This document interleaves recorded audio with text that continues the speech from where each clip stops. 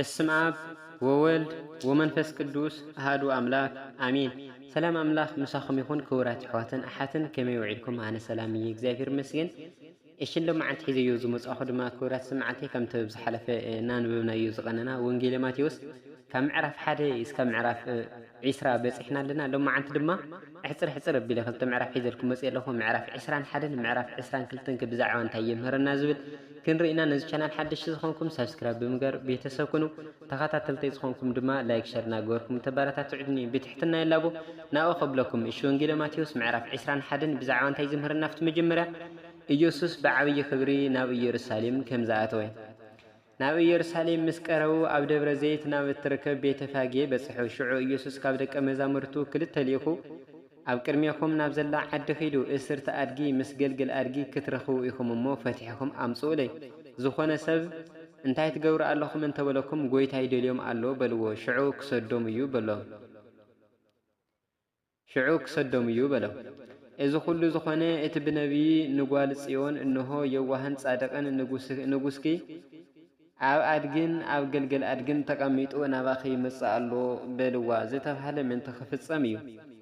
ደቀ መዛሙርቱ ድማ ከይዶም ከምቲ ኢየሱስ ዝኣዘዞም ገበሩ። ነታ ኣድግን ነታ ገልገላን ኣምጽኡሉ፣ ክዳውንቶም ድማ ኣብ ዝባነን ጎዝጎዝሉ። ኢየሱስ ከዓ ተቐመጠ። እቶም ህዝቢ ብምልኦም ድማ ክዳውንቶም ኣብ መንገዲ ኣንጽፉ። ካልኦት እውን ኣብ ኣዕዋም ጨንፈር እናሰልዑ ኣብቲ መንገዲ ይንስንሱ ነበሩ። እቶም ቅድሚኡ ዝኸዱ ደድሕሪ እውን ዝስዕቡ ህዝቢ ከዓ ዓው ኢሎም ሆሳዕና ንወዲ ዳዊት፣ እቲ ብስም እግዚአብሔር ዝመጽእ ብሩኽ እዩ፣ ሆሳዕና ኣብ ኣርያም እናበሉ ድምፂ የስምዑ ነበሩ። ናብ ኢየሩሳሌም ምስ ኣተወ ከዓ ኩላ እታ ከተማ መን እዩ እዚ እናበለት ተናወፀት። እቶም ህዝቢ ድማ እዙይ ካብ ናዝሬት ናብ ገሊላ ዝመፀ ነቢ ኢየሱስ እዩ በሉ። ኢየሱስ ነቶም ኣብ ቤተ መቅደስ ዝሸጡን ዝልውጡን ከም ዘባረረ። ኢየሱስ ኣብ ቤተ መቅደስ ኣትዩ ነቶም ኣብ ቤተ መቅደስ ዝሸጡን ዝዕድጉን ዝነበሩ ኩሎም ኣባረሮም። ጠረጴዛታት፣ መሽረፍትን መናብርት ሸየጥቲ ርግብ እውን ገልበጠ። ቤተይ ቤት ጸሎት ይበሃል ዝብል ጽሑፍ ኣሎ፣ ንስኻትኩም ግና በዓልቲ ሰረቕቲ ገበርኩምዎ በሎም። ኣብ ቤት መቅደስ ከዓ ዕጉራትን ሓንካሳትን ናብኡ መፁ።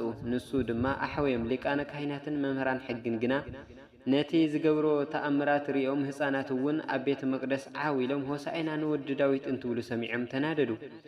እዞም ቆልዑ ዝብልዎ ዶ ትሰምዕ ኣለኻ በልዎ። ኢየሱስ ከዓ እወ እቲ ካብ ኣፍ ቆልዑን ህፃናትን ምስጋና ኣዳለኻ ዝብል ዶ ኣየንበኩምን ኢኹም በሎም። ሓዲግዎም ድማ ካፍታ ከተማ ወፂኡ ናብ ቢታንያ ከደ። ኣብኡ እውን ሓደረ። ፍረ ዘይብላ በለስ ንጎሆ ናብ ከተማ ክምለስ እንተሎ ጠመየ። ኣብ ጥቓ መንገዲ ኦም በለስ ሪኡ ናብኣ ከደ። እንተኾነ ቆፅሊ ጥራሕ እምበር ሓንቲ ፍረ ስለ ዘይረኸበላ ደጊም ካባኺ ናሕዋሩ ፍረ ኣይረኸብ በላ። እታ ኦም በለስ ከዓ ሽዑ ንሽዑ ነቐጸት። ደቀ መዛሙርቱ ድማ ሪኦም እዛ ኦም በለስ ከመይ ኢላ ሽዑ ንሽዑ ነቐጸት እናበሉ ተገረሙ። ኢየሱስ ከዓ ብሓቂ ይብለኩም ኣለኹ እምነት እንተሃልያትኩም እሞ እንተዘይተጠራጢርኩም እዛ ዕፅ በለስ ከም ዝኾነቶ ጥራሕ ኣይኮነን እትገብሩ። ነዚ እምባዙይ ተልዒልካ ናብ ባሕሪ ተወርወር እንተበልኩምዎ እውን ክኾነልኩም እዩ። ኣሚንኩም ብጸሎት ዝለመንኩምዎ ኩሉ ክትቅበሉ ኢኹም ኢሉ መለሰሎም። ስልጣን ኢየሱስ ካብ መን ከም ዝኾነ ናብ ቤት መቅደስ ኣትዩ ክምህር እንተሎ ሊቃነ ካህናትን ሽማግለታት ህዝብን ናብኡ መጺኦም በየናይ ስልጣን ነዚ ነገር እዚ ትገብር ኣለኻ? ነዚ ስልጣን እዙይስ መን ሃበካ በልዎ። ኢየሱስ ከዓ መሊሱ ኣነ ድማ ሓንቲ ነገር ክጥይቆኩም፣ ነዚኣ እንተ ነጊርኩምኒ ኣነ እውን በየናይ ስልጣን ነዚ ነገራት እዙይ ከም ዝገብሮ ክነግረኩም እየ። ጥምቀት ዮሃንስ ካበይ እዩ? ካብ ሰማይ ድዩ ወይ ካብ ሰብ በሎም። ንሳቶም ከዓ ከምዚ እናበሉ ተዘራረቡ። ካብ ሰማይ እንተበልናዮ ስለምንታይ ደኣ ዘይኣመንኩምዎ ክብለና እዩ። ካብ ሰብ እንተበልናዮ ድማ ኩሎም ንዮሃንስ ከም ነቢይ ስለ ዝርእይዎ ነቶም ህዝቢ ንፈርሖም ኢና፣ ንኢየሱስ ከዓ ኣይንፈልጥን ኢሎም መለስሉ። ንሱ ድማ ኣነ እውን በየናይ ስልጣን ነዚ ነገር እዙይ ከም ዝገብር ኣይነግረኩምን በሎም። ምስላ ክልተ ኣሕዋት። ቀፂሉ ኢየሱስ እንታይ ይመስለኩም? ንሓደ ሰብኣይ ክልተ ደቂ ነበርዎ። ናፍቲ ቀዳማይ ቀሪቡ ወደይ ሎሚ ናብ ኣትክልቲ ወይኒ ውፈር እሞ ስራሕ በሎ። ንሱ ከዓ እምቢ ኢሉ መለሰ። ድሓር ግና ተናሲሑ ወፈረ። ናፍቲ ካልኣይ ቀሪቡ ከዓ ከምኡ በሎ። ንሱ ድማ እሺ ጎይታይ በሎ፣ ግና ኣይወፈረን። ካብ ክልቲኦም ኣየና እዩ ፍቓድ ኣቦ ዝፈጸመ በሎም። ንሳቶም ከዓ እቲ ቀዳማይ በልዎ። ኢየሱስ ድማ ተቀበልቲ ቀረፅን ኣመንዝራታትን ናብ መንግስቲ እግዚአብሔር ምእታው ከም ዝቅድሙኹም ብሓቂ ይብለኩም ኣለኹ።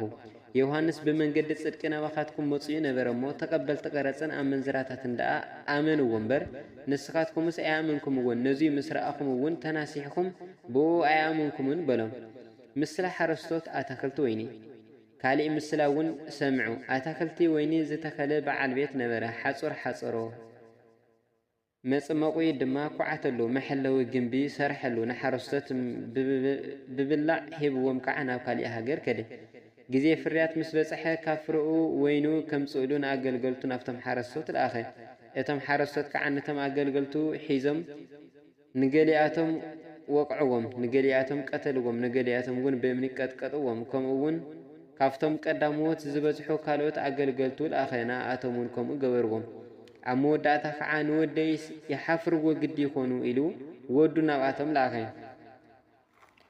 እቶም ሓረስቶት ግና ነቲ ወዱ ምስ ረኣይዎ ንስንሳቶም እንሆ እቲ ወራሲኡ እዚ እዩ ንዕኑቕ ተሎሞ ርስቱ ክንወርስ ተባሃሉ ሒዞም ድማ ካብቲ ኣትክልቲ ወይኒ ኣውፅኦም ቀተልዎ እቲ ጎይታ ኣትክልቲ ወይኒ ምስ መፀ ነቶም ሓረስቶት እቲኣቶም እንታይ ኮን ይገብሮም ንሳቶም ከዓ ነቶም ክፉኣት ብኽፉእ የጥፍኦም ነቲ ኣትክልቲ ወይኒ ድማ ፍርኡ በብግዚኡ ንዝህብዎ ካልኦት ሓረስቶት ብብላዕ ሂቦም በልዎ ኢየሱስ ከዓ እቲ ነደቕቲ ዝነዓቕዎ እምኒ ንሱ ርእሲ መኣዝን ኮነ እዚ ካብ እግዚአብሔር ኮነ ንዕንትና እውን ዘደንቕ እዩ ዝብልዶ ኣብ መጽሓፍቲ ከቶ ኣየንበኩምን ስለዚ ድማ እታ መንግስቲ እግዚአብሔር ካባኻትኩም ከም እትውሰድ ፍርኣ ንዘፍሪ ህዝቢ እውን ከም እትወሃብ ይብለኩም ኣለኹ ኣብቲ እምነቱ ዝወደቀ ይቅጥቀጥ እቲ እምነቱ ዝወደቆ ድማ ይጭፍለቕ በሎም ሊቃነ ካህናትን ፈሪሳውያንን ምስላታቱ ምስ ሰምዑ ብዛዕባኣቶም ከም ዝተዛረበ ፈለጡ ክሕዝዎ ድማ ደለዩ ግና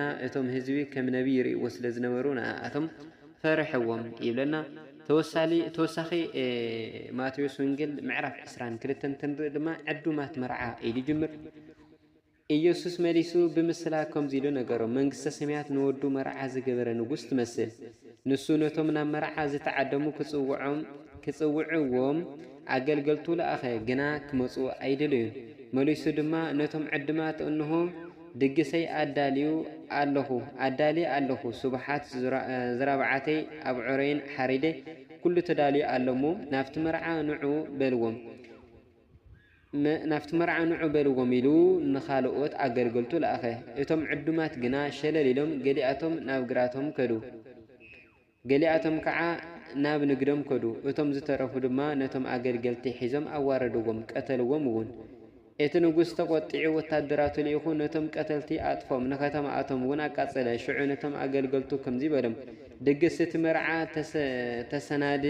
ተሰናድዩ እዩ ግና ነቶም ዕድማት ኣይተገብኦምን እምበኣርከስ ናብ ኣደባባያትን ናብ ቀራናት መንገድን ክይዱ እሞ ንኹሉ ዝረኸብኩምዎ ናብ መርዓ ፀውዑ በሎም እቶም ኣገልገልቲ ድማ ናብ መንገድታት ወፂኦም ንሕያውትን ንክፉኣትን ንኹሉ ዝረከብዎ ኣከቡ እቲ ናይ መርዓ ኣዳራሽ እውን ብተቕማጥ መልአ ብተቐማጦ ዳይ ሬታይ እቲ ናይ መርዓ ኣዳራሽ እውን ብተቐማጦ መልአ እንተኾነ እቲ ንጉስ ነቶም ተቐማጦ ክርኢ ምስኣተወ ክዳን መርዓ ዘይተኸደነ ሓደ ሰብኣይ ኣብኡ ረኣዮሞ ዓርከይ ክዳን መርዓ እንተይ ተኸደንካ ከመይ ኢልካ ናብዚ ኣቴኻ በሎ ንሱ ግና ስቕ በለ ሽዑ እቲ ንጉስ ንኣገልገልቱ ኣኢዳውን ኣእጋሩን ኣሲርኩም ኣብ ወፃኢ ናብ ዘሎ ጸልማት ደርቢዎ ኣብኡ በኽያትን ምሕርቃም ኣስናንን ክኸውን እዩ በሎም ጽዋዓት ብዙሓት ሕሩያት ግና ውሕዳት እዮም እሞ ብዛዕባ ምኽፋል ግብሪ ድሕሪዚ ፈሪሳውያን ብዘረባኦ ከመይ ገይሮም ከም ዘጋጊብዎ ከይዶም ተማኸሩ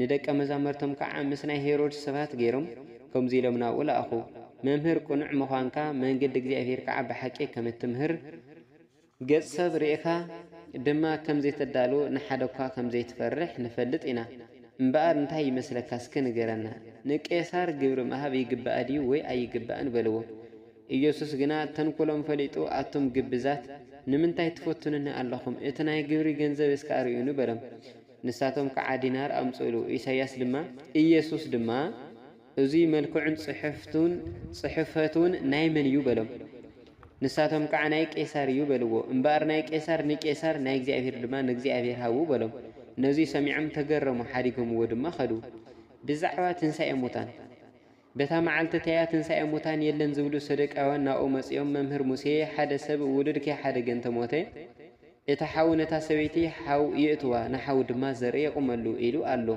እምበኣር ኣባና 7 ኣሕዋት ነበሩ እታ ዓብይ ሰበይቲ ኣእትዩ እንተይወለደ ሞተ ነታ ሰበይቲ ድማ ንሓው ሓደጋ ከምኡ ድማ እቲ ካልኣይን ሳልሳይን ክሳዕ 7 ኣእተውዋ እንተይወለዱ ሞቱ ድሕሪ ኩሎም ከዓ እታ ሰበይቲ ሞተት ኩሎም ኣእትየምዋ ነይሮም እዮም እሞ ብግዜ ትንሣኤ ሙታን ካብ 7 ሰበይቲ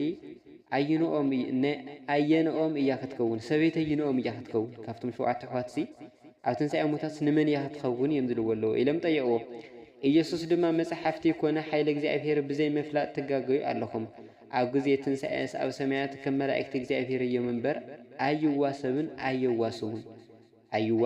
ኣይዋሰውን ብዛዕባ ትንሣኤ ሙታን ግና እቲ ካብ እግዚአብሔር ኣነ ኣምላኽ አብርሃም ኣምላኽ ይስሐቅ ኣምላኽ ያዕቆብ እየ ዝተባሃለልኩም ዶ ኣየንበብኩምን ኢኹም እምበኣር ከስ ንሱ ኣምላኽ ሕያዋን እዩ እምበር ኣምላኽ ሙታን ኣይኮነን ኢሉ መለሰሎም እቶም ህዝቢ ነዙይ ሰሚዖም ብትምህርቱ ተገረሙ ኣየነይቲ ትእዛዝ ከም እትዓቢ ፈሪሳውያን ንሰዱቃውያን መልሲ ከም ዘሰኣኖም ሰሚዖም ኣብ ዙርያኡ ተኣከቡ ካብኣቶም ሓደ ምሁር ሕጊ ድማ ክፍትኖ መምህር ካብ ኦሪት ኣየነይቲ ትእዛዝ ተዓቢ ኢሉ ጠይቆ ኢየሱስ ከዓ ንእግዚአብሔር ኣምላኽካ ብሙሉእ ልብኻ ብሙሉእ ነፍስኻ ብሙሉእ ሓሳብካ ኣፍቅሮ እታ ዓባይን ቀዳመይትን ትእዛዝ እዚኣ እያ እታ እትመስላ ካልአይቲ ድማ ንብጻይካ ከም ነፍስኻ ኣፍቅሮ ትብል እያ ኩሎም ኦሪትን ነቢያትን ኣብዘን ክልተ ትእዛዛት እዚኣትን ተጠርኒፎም ኣለዉ በሎም ክርስቶስ ወዲ መን ከም ዝበሃል ፈሪሳውያን ተኣኪቦም እንተለዉ ኢየሱስ ብዛዕባ ክርስቶስ እንታይ ይመስለኩም ወዲ መንከ እዩ ኢሉ ጠየቆም ንሳቶም ከዓ ወዲ ዳዊት በልዎ ኢየሱስ ድማ ከመይ ኢሉ በዓሉ ዳዊት ብመንፈስ ቅዱስ ጎይታ ንጎይታ ንጸላእትኻ ኣብ ትሕቲ መርገጺ እግርኻ ክሳዕ ዝገብሮም ኣብ የማናይ ተቀመጥ እናበለ ከመይ ኢሉ ጎይታይ ይብሎ እምበኣር ዳዊት ጎይታይ ካብ በሎ ደኣ ከመይ ኢሉ ወዲ ይኸውን በሎም እንተኾነ ሓደ እኳ ቃል ክምልሰሉ ዝኽኣለ ኣይነበረን ካፍታ መዓልተይቲ ኣጀሚሩ ከዓ ሓደ እኳ ክጥይቆ ኣይደፈረን ይብለና ስለተቃሉ በዓል ቤት ዝኾነ ዶሎፋሪ እግዚአብሔር ኣምላኽና ክብርን ምስጋናን ይብጻሕዮ ወንጌል ማቴዎስ ምዕራፍ 23 ይቀጽል ወስብሐት ለእግዚአብሔር ልዑል ወለወላዲቱ ድንግል ወለመስቀሉ ክቡር አሜን